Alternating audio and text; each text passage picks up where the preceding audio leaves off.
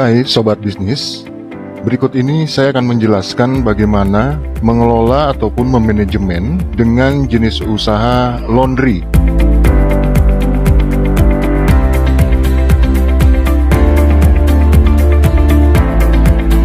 Di sini adalah untuk tampilan dashboard dari Reka Laba.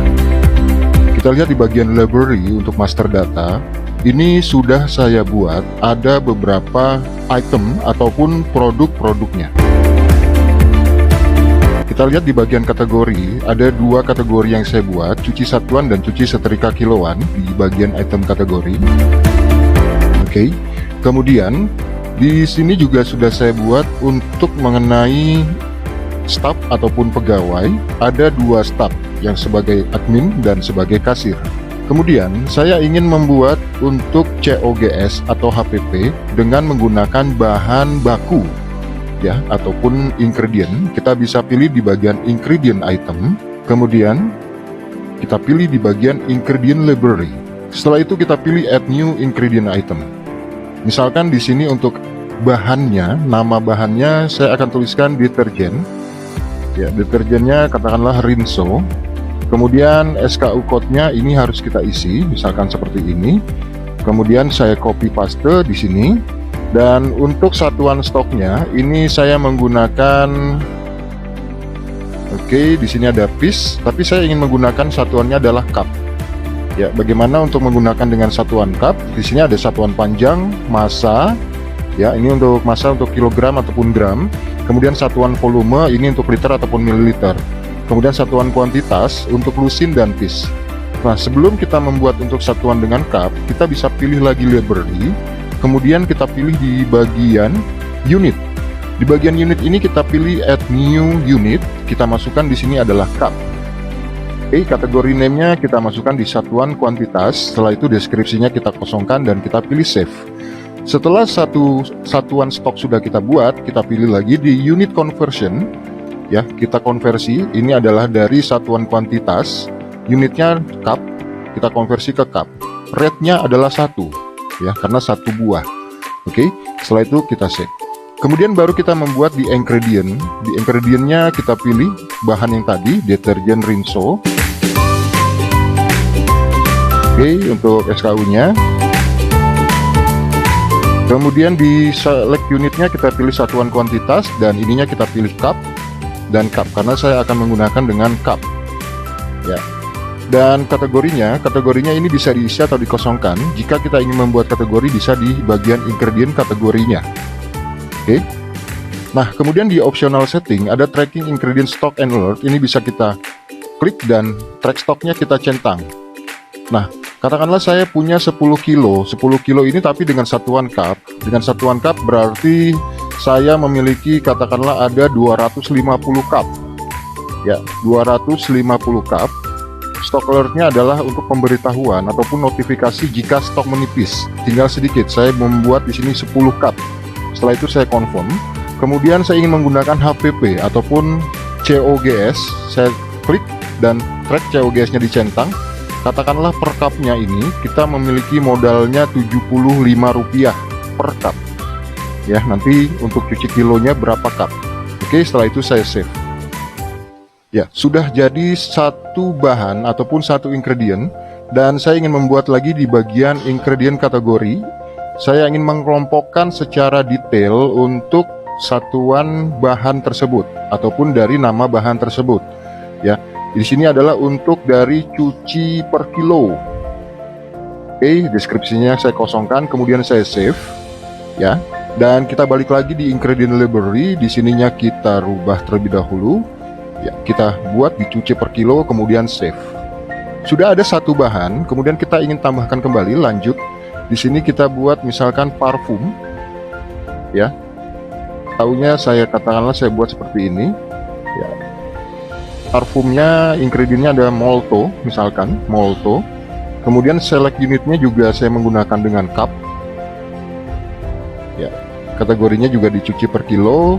Di tracking COGS, di tracking stoknya saya buat untuk Molto saya punya 200 cup ya. Stok alertnya saya pasang di angka 5, confirm. Setelah itu di tracking COGS nya, average cost nya untuk satu motor saya pasang di angka Rp25 per cup. Setelah itu saya save. Oke, biasanya kalau untuk laundry kita pasti akan memiliki bahan itu plastik ya. Kita buat plastik di sini. Dan plastik biasanya memiliki beberapa jenis ukuran ya. Tadi sudah ada beberapa, ini saya catat. Oke, saya menggunakan plastik bening. Plastik bening ukurannya 60x100. SKU-nya saya tulis saja plastik di sini 60 kali 100. Kemudian deskripsinya saya masukkan seperti ini. Nah, satuannya saya ingin menggunakan piece ya. Satuan menggunakan piece, di sini kita samakan unit for stock dan unit for receipt, dan kategorinya dicuci per kilo. Tracking untuk stoknya saya punya 100. Oke, kemudian di sini saya pasang di angka 5 confirm. Untuk COGS-nya, HPP-nya di sini untuk plastik saya punya modalnya Rp200 per plastik katakanlah. Oke, setelah itu kita save. Ya, setelah dibuatnya ingredient dan semuanya sudah ada, barulah kita masuk ke receipt. Ya, kita pilih receipt, kemudian kita pilih add new receipt. Di add new receipt ini kita klik dan kita cari untuk bahan yang ingin kita buat resipnya dengan bahan yang tadi. Jadi barang jadinya apa? Ya, ini yang saya masukkan tadi adalah untuk di bagian cuci per kilo. Oke, cuci per kilo ini untuk nama barang jadinya, tidak ada varian. Ini kita lewati saja. Kemudian kita pilih add ingredient, deterjen rinso. Deterjen rinso ini saya pakai 2 ya, atau kita bisa masukkan pakai 5 cup untuk per kilonya. Kemudian pilih add. Setelah itu add ingredient lagi. Kemudian kita pilih parfum, saya pakai parfumnya pakai 4 cup. Oke, untuk per kilonya ya. Setelah itu kita masukkan lagi plastik bening. Ya, plastik beningnya saya pakai untuk 1 saja. Oke, atau ini bisa kita buat untuk plastik beningnya, nanti kita lewati saja terlebih dahulu. Ya. Setelah itu kita pilih save. Nah, setelah semua sudah jadi, untuk ingredient ataupun bahan, dan untuk resip, nanti semua akan masuk di bagian summary inventory ya. Di sini di bagian ingredient. Jadi apabila ada transaksi penjualan untuk dengan nama barangnya tadi adalah cuci per kilo, maka otomatis akan ada penjualan dan akan mengurangi dari jumlah stoknya. Dan untuk di bagian laporan profit and loss report ataupun laba dan rugi, ini juga akan terbaca di report by COGS. Oke. Nah, setelah semua sudah dikelola, baik dari nama-nama produknya yang akan muncul ataupun publish di aplikasi, kemudian untuk di staff ataupun pegawainya juga sudah ada, dan ingredient sudah ada, sudah kita kelola semua. Kita lihat bagaimana untuk operasional kasir melakukan tugasnya. Ini saya buka dari aplikasinya. Di sini, untuk email yang akan digunakan kasir tidak menggunakan dari email masternya ataupun email utama. Ini email utama, namun di employee list ini sudah saya buat Vera. Jadi kasir akan login ke aplikasi menggunakan emailnya yang sudah kita buat ya, dengan jabatan ataupun posisi kasir ya. Dan untuk hak akses ataupun role sudah di set di bagian role. Oke, kita langsung saja lihat di bagian aplikasi dan masuk. Pastikan untuk login pertama kali dengan posisi online.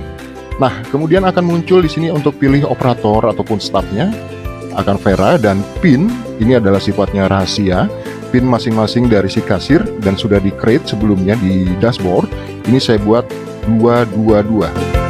Oke. Setelah muncul, di sini ada beberapa pengelompokan dari kategori produknya yang sudah dibuat, hanya ada 2 kategori produk, cuci satuan dan cuci setrika kiloan. Oke. Sebelum kasir menjalankan tugasnya, pilih garis 3 di pojok kiri atas, kemudian membuka shift. Buka shift ini fungsinya adalah seperti kas kecil. Apakah ada kas awal? Jika tidak ada untuk peti cash, bisa langsung saja pilih buka shift. Nah, di sini kita lihat ada kas awal, kas masuk, dan kas keluar. Jadi seperti uang modal ataupun peti cash yang kita berikan kepada petugas kasir kita. Jika tidak ada, maka kasir bisa langsung menjalankan tugasnya. Namun, jika di sini ingin mengatur untuk stok agar tidak ada notifikasi ya, tentunya stok barang ya, bukan stok bahan ataupun ingredient. Ini bisa kita nonaktifkan saja dengan klik di bagian slide button tersebut. Setelah itu kasir akan menjalankan tugasnya. Oke, untuk bisnis proses biasanya di laundry ini tamunya datang membawa cucian, nanti bayarnya belakangan. Nah, ini saya akan praktekkan seperti ini. Misalkan ada cuci setrika ya, cuci per kilo. Oke. Nah, dicuci per kilo ini saat ditimbang, timbangannya 5 kilo lebih misalkan. 5 di sini kita centang, kita klik saja. Kemudian 5,76 ya saat ditimbang di timbangan digital. Setelah itu simpan. Setelah disimpan nanti harga jual akan mengikuti dengan order dari satuannya ya. Nah, kemudian jika kita ingin menambahkan pelanggan, silahkan klik di bagian pelanggan. Di sini belum ada nama pelanggannya, kita pilih nama pelanggannya karena biasanya harus mengetahui dengan nama pelanggannya. Misalkan nama pelanggannya adalah Ibu Desi.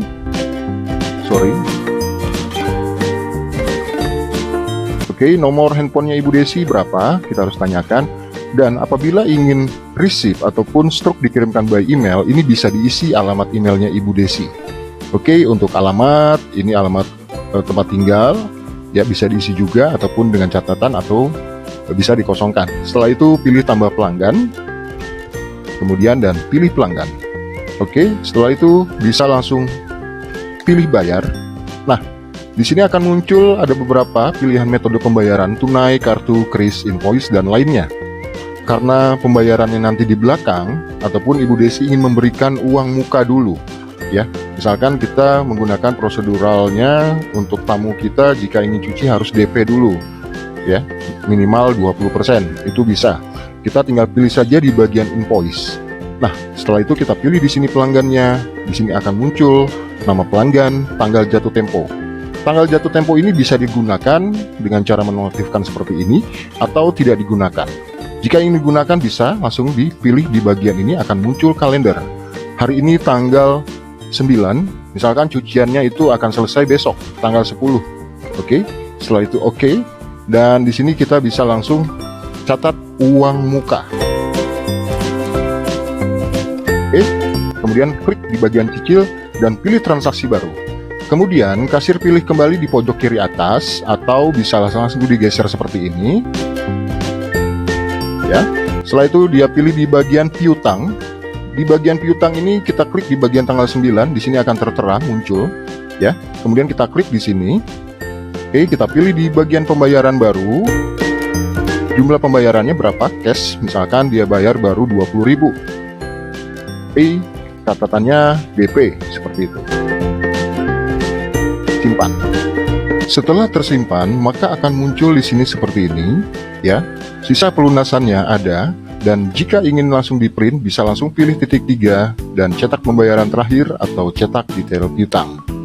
Oke, nah bagaimana untuk mengeceknya pada bagian dashboard? Kita akan cek lebih dahulu. Ya, ini di bagian dashboard menggunakan dengan web browser baik Google Chrome, Mozilla ataupun yang lainnya. Dan sini akan terlihat ada total salesnya 34.600 dengan invoice 34.600 dengan satu total transaksi. Untuk melihat bagaimana untuk sisa dari pelunasan, kita pilih di bagian transaction report. Setelah itu kita pilih di bagian invoice. Di bagian invoice akan muncul di sini jamnya dan tanggalnya, atas nama customernya siapa, dan status pembayarannya bagaimana. Ya, kita bisa klik di bagian ini dan untuk invoice informationnya akan tertera. Unpaid amount masih ada tersisa 14.600.